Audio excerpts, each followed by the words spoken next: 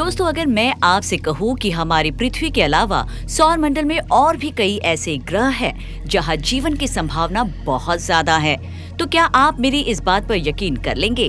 क्या ब्रह्मांड में जीवन के अस्तित्व के लिए जरूरी एलिमेंट्स की संभावित उपलब्धता की बात के बारे में सोचने से ही आपको खुशी नहीं मिलती? इसी बात की खुशी ने ही तो वैज्ञानिकों को इस विशालता में पानी की खोज के सफर पर जाने और आगे बढ़ने के लिए प्रेरित किया। टेरेस्ट्रियल लाइफ के निर्माण को ढूंढने के लिए फॉलो द वाटर के प्रिंसिपल पर चलते हुए एस्ट्रोबायोलॉजिस्ट ने जुपिटर और शनि जैसे हमारे सौर मंडल के दो सबसे बड़े ग्रहों के चंद्रमा पर पानी की खोज की। और अब गैस दिग्गजों की इन प्राकृतिक सैटेलाइट्स पर क्या सच में जीवन मौजूद है, ये जांचने के लिए नासा कुछ भविष्यवादी यहाँ भेजने की योजना बना रहा है। लेकिन वो भेज क्या रहा है? स्वागत है आपका विज्ञान 360 में। हजारों गैलेक्सीज और ग्रहों वाले बाहरी सोलर सिस्टम में जीवन की खोज एस्ट्रोबायोलॉजिस्ट की उत्सुकता को बढ़ाती है और इसी बाहरी सोलर सिस्टम के बारे में जानने और जीवन का कुछ सबूत तलाशने के लिए नासा के वैज्ञानिकों ने रोबोटिक इंटरस्टेलर स्पेसक्राफ्ट वॉयेजर को तैनात किया। इंटरस्टेलर स्पेस से डेटा जमा करने के अपने 40 साल के सफर के दौरान वॉयेजर ने वैज्ञानिकों को जुपिटर और शनि के चंद्रमाओं पर पानी होने के सबूत ढूंढने में मदद भी की। पिछले कुछ दशकों में वैज्ञानिकों को बड़ी संख्या में ऐसे बर्फीले चंद्रमाओं का पता चला जो इन दो विशाल ग्रहों की परिक्रमा करते हैं। जुपिटर और शनि की परिक्रमा करने वाले इन बर्फीले चंद्रमाओं में से कई ने अपनी बर्फीली परतों के नीचे ग्लोबल महासागरों को पनाह देने के ठोस सबूत पेश किए। इनमें से कुछ चंद्रमाओं पर पृथ्वी के महासागरों के मुकाबले ज्यादा तरल पानी होने की संभावना है और हो सकता है कि कुछ जीवन को बढ़ावा देने के लिए सही कंडीशंस भी अपना रहे हो। लेकिन खास तौर पर जुपिटर और शनि जैसे दो चंद्रमाओं ने एस्ट्रोबायोलॉजिस्ट के दिमाग को कंफ्यूजन में डाल दिया।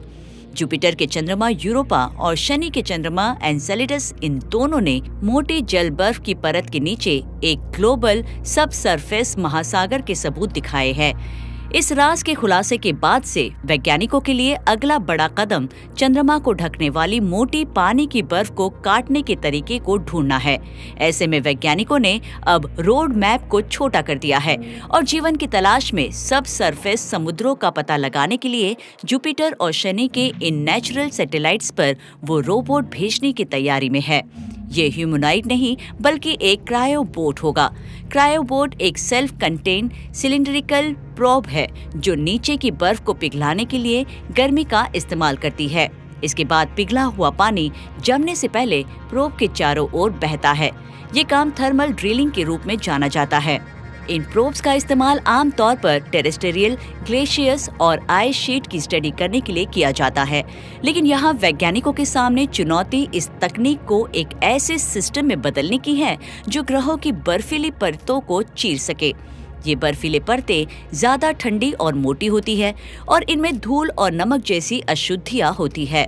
फरवरी 2023 में कैलिफोर्निया इंस्टीट्यूट ऑफ टेक्नोलॉजी में आयोजित एक वर्कशॉप में 40 से ज्यादा शोधकर्ताओं ने इस तकनीक को बेहतर करने पर चर्चा की।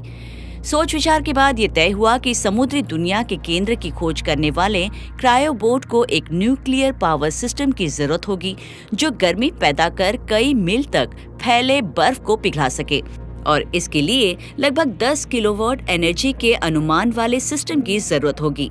इतना ही नहीं, इसे एक ऐसे स्ट्रक्चर में भी जमा करना होगा जो इन डीप एलियन समुद्रों के भारी दबाव से बच सके।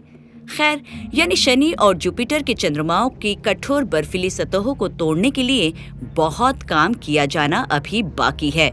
अतीत में शनि और उसके चंद्रमाओं की खोज करने वाले कैसिनी स्पेसक्राफ्ट को एक थर्मल पावर सिस्टम के साथ बनाया गया था जो 14 किलोवाट जनरेट कर सकता था, यानी मीलों तक बर्फ को पिघलाने के लिए जितनी एनर्जी जरूरी है उससे भी ज्यादा। असल में 1960 और 1970 के दशक के दौरान radio isotope thermo electric generators, जिन्हें RTG के रूप में जाना जाता है, ये यूरोप के महासागरों के प्रेशर से बच सकते थे। ऐसे में उन्हें पृथ्वी पर महासागरों के नीचे तैनात किए गए थे। हमारे सौर मंडल की विशालता में जीवन की खोज लंबे वक्त से एस्ट्रोबायोलॉजी कम्युनिटी में हॉट टॉपिक रहा है। तो क्या जुपिटर और शनि के चंद्रमाओं पर भारी मात्रा में पानी की मौजूदगी का मतलब ये है कि दूसरी दुनिया में जीवन की खोज मुमकिन है? क्या इस खोज का मतलब ये है कि जल्द ही न केवल मंगल ग्रह पर बल्कि हमारे सौरमंडल के 2 सबसे बड़े ग्रहों पर भी हमारा बसेरा हो सकता है? आपको क्या लगता है? अपनी राय कमेंट कर हमें जरूर बताएं। विज्ञान से जुड़ी ऐसे ही इंटरेस्टिंग खबरों को जानने के लिए हमारे चैनल विज्ञान 360 को सब्सक्राइब करें और बेल आइकन को प्रेस करना ना भूलें।